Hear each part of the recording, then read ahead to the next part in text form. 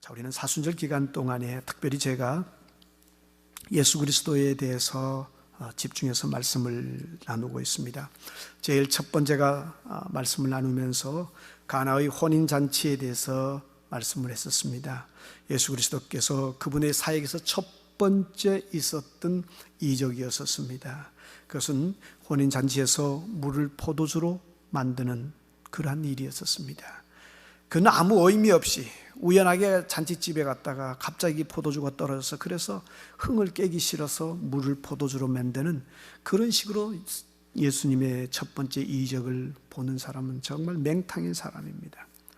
첫 번째 이적을 통해서 그리스도께서는 자신이 어떤 사역을 위해서 무엇을 위해서 공생애를 시작하고 있다는 것을 선명하게 우리에게 보여주셨습니다. 그 일은 주님이 하시고자 하는 앞으로 하셔야 될 일은 혼인과 관계되어져 있고, 그리고 그 일은 포도주를 뿌리는, 다시 말하면 피를 뿌리는 그 일과 관계되어져 있다는 것을 보여주셨습니다.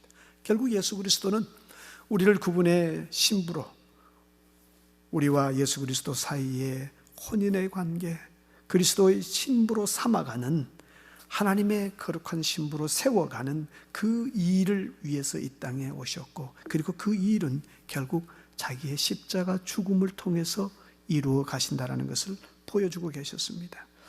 우리는 그 다음에 예루살렘 성에 들어가셔서 성전을 정화시키는, 청소하시는 예수님에 대해서 배웠습니다. 우리는 그 부분을 보면서 예수님께서 성전을 청소하시는, 그래서 성전을 청소해야 된다, 우리 교회당도 청소해야 된다라는 그런 의미보다도 그 성전의 후반부에 가서 주님이 하셨던 말씀, 너희가 이 성전을 헐라 내가 사흘 만에 다시 일으키리라, 그 말씀을 통해서 주님께서 자기의 죽음을 통해서 성전의 기능을 그대로 이어가실 것임을, 성전의 기능이 하나님과 죄인들과의 만남입니다. 그 하나님과 죄인들과의 만남이 예수 그리스도의 죽음을 통해서, 그래서 그 일들을 이루어 가실 것이다라는 것을 보여주셨습니다. 결국 그러한 사건들을 통해서 주님은 연거푸 자신이 이 땅에서 하는 사역은 결국 자기의 죽음을 수반하는, 죽음을 통해서만 이루어질 수 있는 그 일이다라는 것을 우리에게 가르쳐주고 계셨습니다. 그리고 우리는 지난주에 삭개오의 이야기에 대해서 생각했었습니다. 아이들이 누구나 다 잘 알고 있고 좋아하는 이야기, 삭개오의 이야기를 우리가 잠깐 묵상하면서요, 나무에 올라갔던 삭개오를 예수님께서 내려오라고 그렇게 말씀하셨습니다. 삭개오가 섰던 그 자리, 그 스팟까지 찾아가셔서 나무 위를 보시고 삭개오야 내려오너라, 내가 너희 집에 머물러야 되겠다. 우리는 그 말씀을 묵상하면서 삭개오를 나무에서 내려오게 하셨던 그 부끄러움과 창피함에 타겟이 될 수밖에 없었던, 그 나무에서 내려오게 하셨던 예수 그리스도께서 자신은 나무 위로, 십자가 위로 올라가셔서 죽음의 길을 가시는 그 모습을 저희들이 묵상을 했습니다. 그리고 오늘 우리는 요한복음 12장에 나오는 이 사건, 우리에게 잘 알려진 사건입니다. 예수님께서 이제 돌아가시기 불과 일주일도 남지 않은 시점에 일어난 사건입니다. 어떤 학자들은 이 사건이 한 이틀 전에 일어났다라고 말하는 사람들도 있고, 어떤 사람은 한 5, 6일 전에 일어났다라고 이야기하는 분들도 있습니다.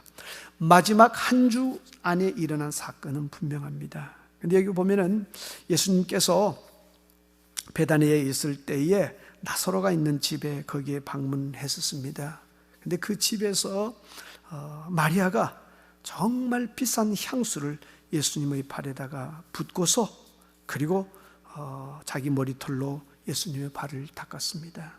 그리고 그 사건은, 그러한 행위는 제자들 사이에 상당한 갈등을 가져왔고, 그 갈등의 중심에서 예수님께서 그러지 않도록 마리아가 한 행위를 대단히 칭찬해 주시고, 또 아름다운 행위로서 결론 지어 주시는 내용들을 볼 수가 있습니다.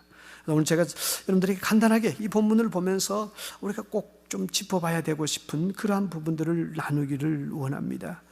우선 우리는 이 본문을 통해서 하나 주의하셔야 될 내용이 있습니다. 그것은 뭐냐면, 여기에 이 본문을 보면서 너무 우리가 어떤 물질 중심으로 자본주의 사고관으로 이 본문을 해석하지 않는 것입니다. 무슨 말씀이냐면요, 자, 예수님에게 이 여성이 향유를 쏟아부었는데 그 향유의 가치가, 액면 가치가, 적어도 가룟 유다가 후덕덕 계산해 보니까, 야, 1년치 연봉은 되더라 300데나리온이다. 노동자의 일일 품삯이 한 데나리온인데 300데나리온이면 300일 품삯, 그냥 1년입니다. 주일 다 빼면 300일 나오잖아요. 그러니까 1년치 연봉을 드렸다. 이 당시에 노동자들의 하루 일당이 1데나리온이라고 이야기했는데, 그 당시에 직업을 우리가 정리를 해보면 거의 대부분의 직업은, 아마 제가 모르긴 해도 그 당시에 모든 직업을 다 이렇게 놓고 보더라도 거의 전체 직업의 90% 훨씬 이상은 노동자였었습니다. 오늘날은 어때요? 노동자라도 다 급이 다르지 않습니까? 같이 노동을 하지만은 들에 나가서 일하는 노동자도 있지만은 컴퓨터 앞에서 앉아서 하루 종일 프로그래밍을 하는 그런 노동자도 있고요. 또 정말 시간당 100불을 받는 노동자도 있지만은 시간당 100불이 뭐예요? 시간당 1000불을 받는 그런 노동자들도 있습니다. 그 갭의 차이가 너무너무 큽니다. 이 당시의 노동자는 그렇게까지는 되지 않았겠죠. 들에 나가서 일하는 사람들 뭐 다 열심히 일하겠습니다만은 뭐 차이 나봐야 그게 얼마나 차이 나겠어요. 한 사람은 100불 드리고 한 사람은 1불 주겠어요? 그렇게는 하지 않았을 것입니다. 그래서 우리가 여기에 이 노동자의 1년 연봉을 우리가 너무 쉽게 그냥 우리가 하루에 100불씩 1년이면 3만 불이다 이렇게도 볼 수 있지만은, 제가 여러분들에게 제안하는 것은 여러분들이 지금 벌고 있는 1년 연봉으로 계산해 보십시오. 그게 여러분들이 이해하기 쉬운 겁니다. 여러분들이 지금 만약에 1년에 5만 불을 번다면 본문에 등장하는 이 향유는 5만 불의 밸류가 있습니다. 그러나 어떤 사람은 자기는 이른 새벽부터 새벽 2시까지 로펌에서 정신없이 일하면서 1년 연봉이 $500,000입니다. 그러면 어때? 여기 향유는 $500,000에 해당되는 금액일 수 있습니다. 아무튼 여러분들이 1년 동안 열심히 일한 금액을 다 모아서 그것으로서 향유를 산 그런 가치가 표현되어져 있습니다. 그래서 우리가 잘못하면은 이 본문을 보면서 그런 어떤 액면가, 이게 3만 불이다, 이게 30만 불이다, 이게 10만 불이다, 이런 관점에서 야, 엄청 귀한 거네, 10만 불짜리 향수를 5만 불짜리 향수를 갖다 쏟아붓다니, 이런 식으로 우리가 접근하는 것, 이것은 이 본문을 제대로 이해하는 데 있어서는 치명적인 문제가 있습니다. 그렇게 보아서는 안 된다라는 것입니다. 오늘 본문에서 표현되어지고 있는 이 향유의 가치는 이게 300데나리온 되기 때문에 그래서 너무너무 귀한 것이야. 우린 그렇게 착각할 때가 있습니다. 야, 금은 너무너무 귀한 것이기 때문에 그거 하나님 앞에 갖다 드리면은 하나님도 야, 이렇게 귀한 걸 가지고 왔냐. 여러분, 하나님에게 있어서 금이 혹은 흙이 무슨 차이가 있겠습니까? 기억하셔요. 전능자에게는 흙이나 금이나 똑같습니다. 그냥 그 안에 있는 양성자의 차이뿐입니다. 그 안에 있는 그 안에 원자를 현대화학식으로 놓으면 그걸 분해했을 때 얘는 몇 개가 들어있고 얘는 몇 개가 들어있고 그런 차이 정도에 불과하지. 우리는 전능하지 못하기 때문에 금을 만들 수가 없고 인위적으로 금을 만들 수가 없고 그래서 귀하다라고 그러지만 하나님의 편에 있어서는 그런 게 없습니다. 그래서 우리가 이거는 너무 귀하기 때문에 너무 구하기 힘든 것이기 때문에 하나님도 이걸 가지고 가면은 하나님도 막 감동될 거야. 그런 귀한 거 나도 아무리 찾아도 없었는데 너 어디서 구했냐. 그렇게 성경을 보시면은 우리가 자주 교만함에 빠진다든지 혹은 실족할 수가 있습니다. 이 향유도 마찬가지예요. 이게 300데나리온 되기 때문에 연봉치기 때문에 그래서 귀하다. 300데나리온의 밸류가 있기 때문에 귀하다가 아닙니다. 이 본문에서 이것이 귀하게 보여진 것은 이 향유 300데나리온이 귀하게 보여진 이유는 이 향유를 통해서 예수 그리스도의 삶과 죽음을 표현하고 있기 때문에 그렇습니다. 향유의 현금 가치가 얼마나 큰 금액인가, 그걸 우리에게 가르치려는 것이 아니라 향유의 존귀함으로써 예수 그리스도의 죽음의 가치를 표현하려는 것입니다. 제가 조금 더 진행을 해드리겠습니다. 이 본문은 절대로 마리아가 비싼 향유를 소비하면서 주님을 수종들었던 혹은 주님을 섬겼던 그 부분을 강조하는 것이 아니라, 마리아가 이렇게 비싼 향유를 가지고 와서 예수님에게 드렸습니다, 그걸 말하는 것이 아니라 마리아가 사온 그 향유를 통해서 예수 그리스도의 죽음의 존귀함을 표현한 것입니다. 그래서 이 본문이 우리에게 그토록 귀하게 다가오는 것입니다. 자, 여러분, 이걸 우리가 다른 방향으로 돌려서 보면 이해하기가 더 쉬울 수 있습니다. 가령 이렇게 한번 제가 예를 들어드리겠습니다. 예를 들어서 마리아가 300데나리온이 아니라 500데나리온을, 300보다 더 높은 500데나리온을 투자해가지고 예수님에게 정말 고급스럽게 만든 최고의 신발이죠. 샌들과 그 다음에 예수님이 입고 있을 정말 통풍이 잘 되는 그 더운 지역에서 그런 최고급 옷, 그리고 중간중간에 쉴 수 있는 그런 최고급 집을 장만해서 예수님에게 드렸습니다. 충분히 500데나리온이면 그런 식으로 뭔가 해볼 수 있지 않겠어요? 그랬으면은 성경 본문에다가 이게 1절에서부터 8절까지는 300데나리온으로서 이렇게 했으니까 500데나리온이면 한 10절은 더 줘야 되겠네요. 한 10절 이상 할애해가지고 마리아 2가 500데나리온을 들여가지고 샘들도 사고 옷도 사고 집도 사가지고 이렇게 예수님을 대접했다. 성경이 그렇게 할애해 드릴 것 같습니까? 만약에 여러분들이 제가 그렇게 생각한다면 우리 성경은 잘못 이해하고 계시는 겁니다. 절대로 샌들이나 옷이나 집을 사가지고 예수님에게 드렸다고 그래가지고 그렇게 성경이 이 본문에 있는 말씀처럼 이렇게 존귀한 어떤 모습으로 우리에게 소개하지 않는다라는 것입니다. 그렇다면 왜 본문에서는 300데나리온의 향유를 예수님의 발에 부은 사건을 이토록 귀하게 보고 있습니까? 그 이유는 바로 이 사건을 통해서 그리스도의 죽음의 가치를 표현하기 때문에 그렇습니다.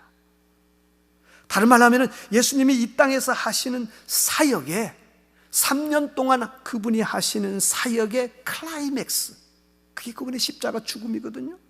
그 클라이맥스의 가치를 표현하는 것입니다. 마리아는 아마도 이 300데나리온을 마련하기 위해서 1년치니까 이 여성이 얼마만큼의 돈을 많이 가지고 있는지는 우리가 알 수 없지만 그렇게 되게 부유한 집안은 아닌 것으로 보여집니다. 이 여성이 준비할 수 있었던 자기가 가지고 있는 전부를 모아가지고 그래서 예수 그리스도의 그 존귀한 죽음을 조금이라도 표현해보고 싶어하는 그 그리스도의 존귀한 죽음, 그분의 아름다운 죽음을 내가 무엇으로 표현할 수 있을까? 그래서 선택되어진 것이 오늘 본문에 보면 향유였었습니다. 왜? 그 향유는 사람을 매장할 때에, 시신을 정리할 때, 오늘날로 치면 사람이 돌아가시고 난 다음에 시신을 다 수습을 하잖아요. 그 수습하는 과정 중에 필요되어지는 것이 향유였었습니다. 부패하는 냄새를 없애고 그런 모습들이기 때문에 향유를 사용했었습니다. 그러니까 마리아가 향유를 사용한 것은 결국 예수님께서도 그분의 그 마리아의 심중을 보시고 주님 자신께서도 그렇게 말씀하십니다. 이건 내가 무슨 향기롭게 향내 피우고 사람들에게서 내 몸에 냄새가 나가지고 내가 여러 사람들 앞에서 말씀을 가르치고 사람들하고 어울려야 되니까 내 몸에 향기가 나야 사람들도 싫어하지 않을 거고, 그거 만들어주기 위해서 향유를 뿌린 것이 아니라, 향유를 쏟아부은 것이 아니라 그리스도의 죽음과 관계되어져 있다라고 지적하고 계시는 것입니다.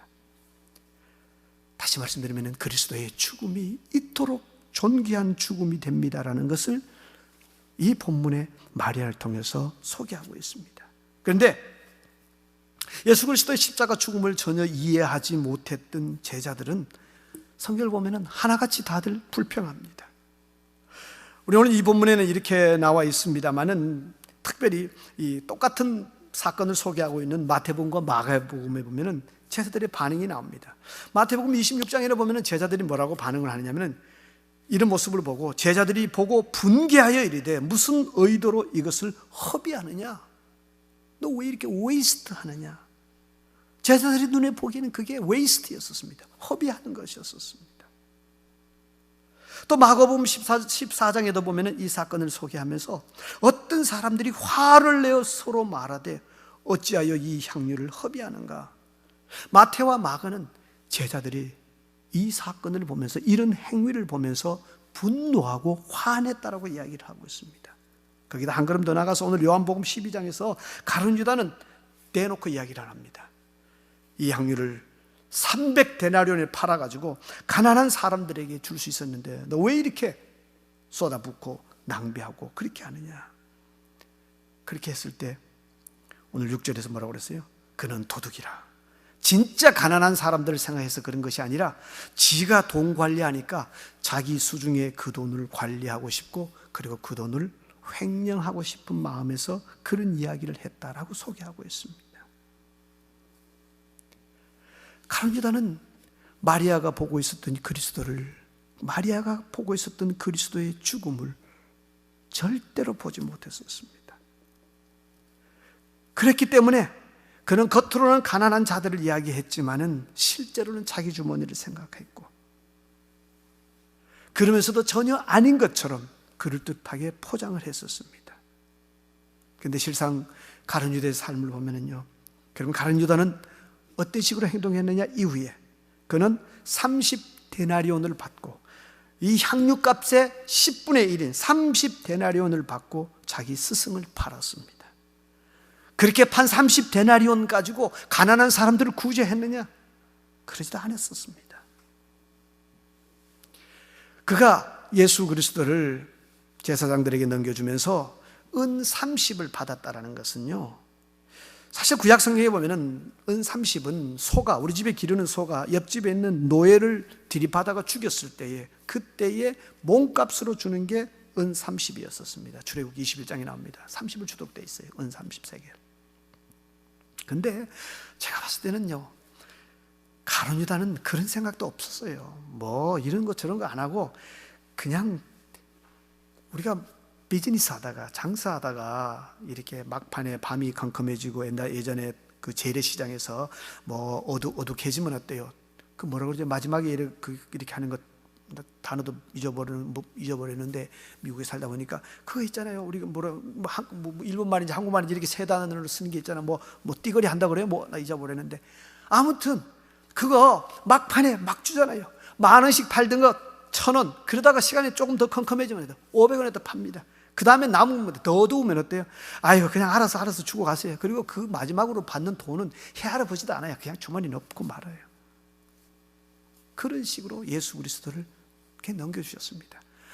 30, 하나, 둘, 28개 줬습니다. 29개 받았습니다. 30개 받았습니다. 제대로 계산도 안 했을 것 같아요. 뭐 알아서 주세요. 그냥 뭐 주고 말고 귀찮으니까 빨리 알아서 처리하세요. 그런 식으로 했던 사람이었습니다. 왜 이런 차이가 납니까? 한 여성은 자기 생애에 가장 귀한 것을 모아서 그것을 그리스도 앞에 뿌리면서 그리스도의 죽음의 가치를 표현했던 반면에 한 사람은 제자다라고 말하면서도 오히려 예수 그리스도를 그냥 도매금으로 넘겨버리는, 생각하지도 않고 마치 쓰레기를 버리는 것처럼 빨리 알아서 처분해 주십시오, 그런 모습으로 삶이 추락되고 말았었습니다. 왜 그랬었습니까? 바로 예수 그리스도가 누구신지를 몰랐기 때문입니다. 마리아는 예수님이 인간의 죄를 짊어지시고 죽음의 길을 가시는, 그래서 죄값을 해결하시려고 하시는구나, 이 부분을 알았었습니다. 가룟 유다는 그것이 아니라 저 예수를 통해서 내가 한 자리를 차지해야지, 출세와 명예의 길로, 그렇게 신앙이라고 그럴까요? 그의 첫걸음이 시작되었던 것입니다. 이 사건은 오늘 저와 여러분들에게도 중요한 의미를 줍니다. 저와 여러분이 예수 그리스도를 어떻게 이해하느냐에 따라서 우리는 마리아의 길을 선택할 수도 있고 가룟 유다의 길을 선택할 수도 있습니다. 여러분 마음속에 예수 그리스도가 어떤 분으로 계시느냐에 따라서, 정말 기독교가 여러분의 마음속에 어떤 식으로 자리를 잡고 있는가에 따라서 300데나리온을 드려도 모자란다고 느끼는 신앙인들이 있고요, 그 반대로 30데나리온도 아깝고 그저 대충 넘겨버리려고 하는 그런 신앙인들도 있을 수 있다는 것입니다. 오늘 저와 여러분들의 신앙의 출발점 점검해 보십시오. 존귀하게 보이느냐, 존귀하게 보이지 않느냐, 내가 하는 모든 것들 결국 그리스도를 어떻게 이해하느냐에 딸렸습니다. 또 한 가지 우리가 두 번째 보아야 될 내용 중에 하나는 우리 요한복음에는 언급하고 있지 않는데, 예수님께서 이 가룟 유다나 제자들의 이런 불평 섞인 이야기의 끝부분에 한 말씀을 더 한 게 있습니다. 예수님이 뭐라고 말씀하시냐면요, 내가 진실로 너희에게 이르노니 온 천하에 어디서든지 복음이 전파되는 곳에는 이 여자가 행한 일도 말하여 그녀를 기억하리라 하시니라. 자, 이 부분 우리가 한번 잘 생각해 볼 필요가 있습니다. 얼핏 우리가 보면은 이 부분을 통해서 예수님께서 이 여성의 선한 행위를 되게 높이고 계시는구나, 향유를 올렸던 그 선한 착한 행위를 되게 강조하고 있구나, 그렇게 우리가 이해할 가능성이 있습니다. 그러나 실상은 그 정도가 아니라는 것입니다. 마리아가 한 행위, 그게 너무 선한 행위이기 때문에 내가 두고두고 사람들로 하여금 이렇게 충성스럽게 드리도록, 그런 내용의 강조점이 아니라는 것입니다. 특별히 내용을 보면은 복음이 전파되는 곳에는 이 여성이 행한 일도 말해서, 그래서 사람들로 하여금 기억하도록 할 것이다. 왜 마리아의 행위를 이렇게 높이 올려주고 있습니까? 다른 게 아니라 마리아가 엄청난 비싼 것을 갖다 드렸습니다. 그 금액의 문제, 돈의 단위, 이런 것들을 강조하는 것이 아니라 마리아가 그의 행위를 통해서 복음의 본질을 드러냈기 때문이라는 것입니다. 다른 말로 하면 마리아가 그리스도의 십자가 복음을 선명하게 드러내 주었기 때문에, 그래서 복음이 전파되어지는 모든 곳에서 복음은 어떤 것이다라는 것을 알려주도록 하겠다라는 것입니다. 아까도 말씀드렸습니다만 500데나리온을 가지고 집을 구입하고 신발을 구입하고 옷을 구입해서 예수 그리스도에게 드렸다면 절대로 이러한 평가를 받지 못했을 것입니다. 그러나 마리아는 그게 아니었었습니다. 그리스도의 삶에 있어서 제일 중요한 것은 신발도 아니고 옷도 아니고 집도 아니고, 그분이 이 땅에 오신 생애 사역의 클라이맥스, 탑 오브 더 탑, 가장 높은 곳에서는 저분은 지금 죽음을 보고 계시구나, 그 죽음을 통해서 인간의 죄의 문제를 해결하시려는구나, 저것 때문에 이 땅에 오셨구나, 그 중심을 마리아가 꿰뚫기 시작했던 것입니다. 그래서 그것을 자기의 드림을 통해서 소개했고, 그리고 예수님께서는 그러한 마리아의 마음과 그 행위를 보시면서 300데나리온에는 돈을, 거금을 투자했다, 그것이 아니라 그것이 얼마가 투자되었든, 그것이 3데나리온이 들었던 300데나리온이든 3만 데나리온 관계없이 그리스도의 사역을 어떻게 보고 있느냐, 그 그리스도의 사역의 존귀함을 표현하고자 하는 그 마음과 그 중심을 보고 계셨던 것입니다. 뿐만 아니라 본문에 보면은요, 마리아가 머리털로서 예수님의 발을 씻었다라고 3절에 소개하고 있습니다. 여성이 머리를 푸는 것은 구약 성경의 관점에서는 대단히 치욕적인 일입니다. 수치의 상징입니다. 여성은 절대로 남성에게 머리를 풀어서 그렇게 하지 않습니다. 그렇게 하는 경우는 언제냐? 딱 한 케이스입니다. 여성이 의심을 받았을 때, 부정한 행위에 대한 의심이 있을 때, 그때에 심지어 역사적인 자료들을 보면은 가족들도 오지 않는 상태에서 제사장 앞에서 이런 행위를 했습니다. 머리카락을 풀고, 그리고 성전 바닥에서 먼지를 긁어서 그리고 물에 담아서 그 물을 마시면서 고백을 하도록 합니다. 그런 어떤 나는 깨끗합니다, 나는 지금 오해받고 있습니다, 그런 상황 속에 들어갔었을 때에 그때 여성들이 참 이 수치스러운 과정을 내가 걸어가고 있다, 그런 외형적인 표현으로서 머리를 풀었었습니다. 그래서 머리를 푸는 것은 어떤 수치의 상징인데, 마리아가 오늘 본문에 보면 머리를 풀고 그 머리털로서 예수 그리스도를 발을 닦았었습니다. 그 말은 뭐예요? 자신이 죄인이다라는 것을 주님 앞에서 고백하는 것입니다. 주님, 저는 신실하지 못한, 정말 그리스도의 신부로서 깨끗하고 아름다운 그런 삶을 살지 못한 그러한 죄인에 불과합니다.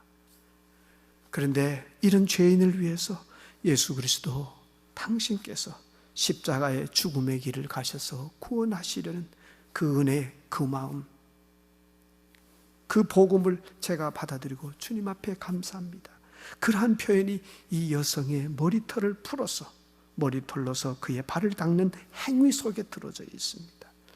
결국 그러한 모든 것들을 보셨던 예수 그리스도께서는 이 마리아가 이 모든 행위 전체를 통해서 그리스도의 삶을, 그리스도의 죽음을 표현하고 있기 때문에, 그 죽음의 가치 그 자체를 드러내고 있기 때문에, 그래서 복음이 전해지는 모든 곳에서는 이 여성의 행위도 함께 전해지도록 그렇게 말씀하고 있었습니다. 절대로 여러분 300데나리온의 그 가치 때문에 주님께서 깜짝 놀라가지고 그렇게 많은 것을 너가 나한테 뿌렸으니까 내가 가는 곳마다 다 전하도록, 그렇게 보지 마십시오. 절대자에게 300데나리온이 그게 무슨 의미가 있습니까? 주께서 이토록 마리아의 삶을 귀하게 세워주시는 이유는 그가 그리스도의 본질을 꿰뚫었기 때문입니다. 그리스도가 이 땅에 오신 삶의 중심을 보셨기 때문입니다. 이건 우리에게 무엇을 가르쳐주고 있습니까? 우리가 신앙인으로서 살아야 될 삶의 중심이 무엇인지 다시금 보십시오. 신앙생활 우리가 1년, 10년, 20년, 50년, 60년 하면서 여기까지 걸어왔습니다.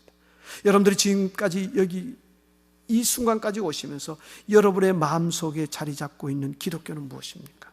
곰곰이 생각해 보십시오. 어떤 사람은 기독교, 불교 그거 다 종교라는 게 다 거기서 거기지 않느냐, 다 서로 사랑하고 자비 베풀어주고 그런 것이 전부가 아니냐라고 이야기합니다. 그러나 여러분, 기독교는 그것이 아닙니다. 여러분, 성경 가운데서 구약에서부터 신약까지 해서 딱 한 사건, 예수 그리스도의 십자가 사역을 빼버리고 나면은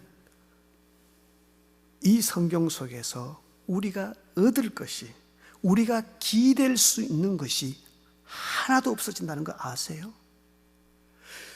성경 속에서 예수 그리스도의 십자가 죽음을 빼버리면은, 우리의 신앙 고백 가운데서 예수 그리스도의 십자가 죽음을 빼버리면은 우리가 가지고 있는 기독교는 고등윤리에 불과합니다. 그것도 무슨 고등이라고 제가 썼습니다만은 엄청난 윤리, 다른 종교는 가지고 있지 못한 윤리, 아니 종교가 없는 사람들은 배우지도 듣지도 못한 그런 윤리냐?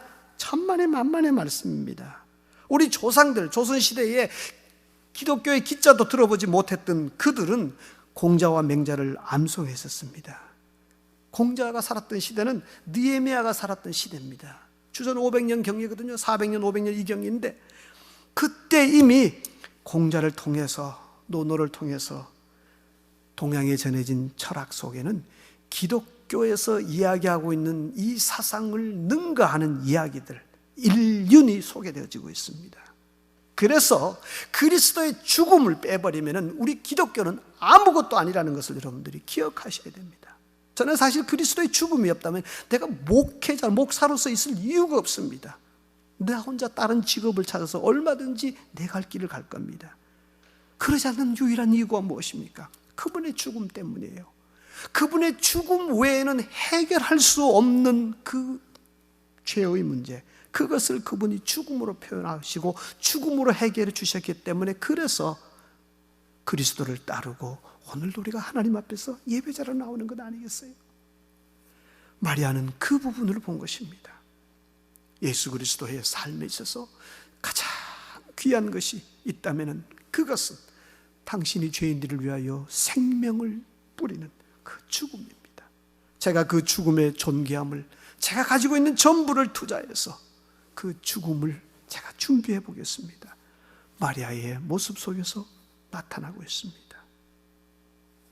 말씀을 정리합니다. 여러분, 이 본문 전체에 흐르고 있는 핵심이 무엇입니까? 바로 예수 그리스도의 죽음에 대한 부분들입니다. 십자가에 대한 부분들입니다. 삶을 살아가시면서 신앙인이라면 늘 이 부분에 집중하십시오. 그리스도의 십자가 사역 없이, 그리스도의 십자가 죽음 없이, 그저 예수 그리스도의 죄에 대한 대속 사역, 그것이 내 가슴에 없는 가운데 신앙생활을 하면은 언젠가는 여러분들이 지치고 불평스럽고 후회할 때가 있습니다.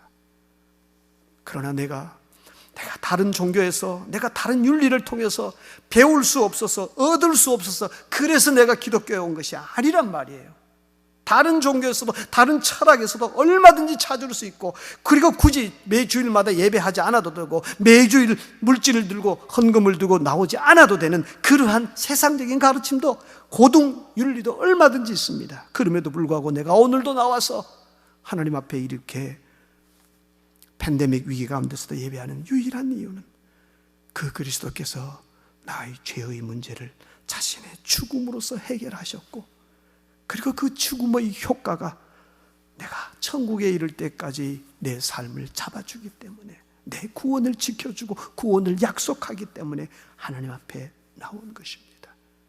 그러므로 우리의 호흡이 있는 날 동안에 신앙인으로서 어떤 걸음을 걸어가든지 무엇을 하든지 예수 그리스도의 십자가의 죽음, 내 죄를 위하여 십자가를 지신 그 그리스도의 그 구속의 은혜가 여러분의 마음의 중심이 되어서 물질을 드리든 우리의 몸을 드리든 땀을 드리든 목소리를 드리든 언제나 그것 때문에 하나님 앞에 나아가고 드릴 수 있는, 그래서 세상에 누가 옆에서 뭐라고 하든지 간에 그것 때문에 너무 많이 흔들리지 않는 그러한 뿌리가 깊은 신앙인으로 설 수 있기를 주의 이름으로 축복합니다.